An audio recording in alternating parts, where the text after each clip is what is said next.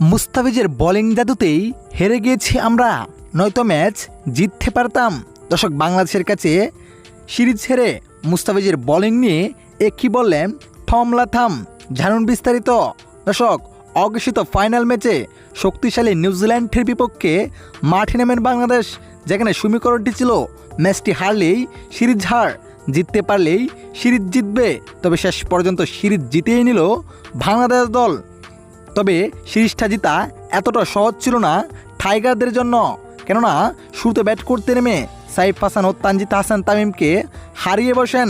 তবে এরপর অবিশ্বাস্য পার্টনারশিপ করেন নাজমুল হোসেন শান্ত ও লিটন কুমার দাস, যেখানে নাজমুল হোসেন শান্ত করেন 105 রানের মতো বড় ইনিংস, লিটন দাস করেন 76 রানের জড়ো ইনিংস। এই দুই ব্যাটারের ব্যাটিং তাণ্ডবে শেষ পর্যন্ত 265 রান করতে পারেন বাংলাদেশ দল।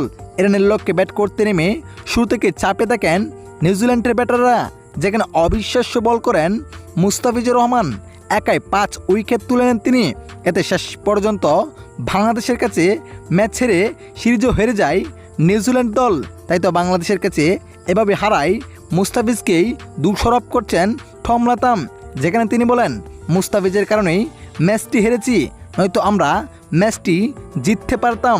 মুস্তাফিজ অবিশ্বাস্য বল করেছে, তার বলে সুইং ও কাটারের আঘাতেই আমরা ম্যাচটি হেরেছি, নয়তো ম্যাচটি আমরা জিততে নিতেই পারতাম।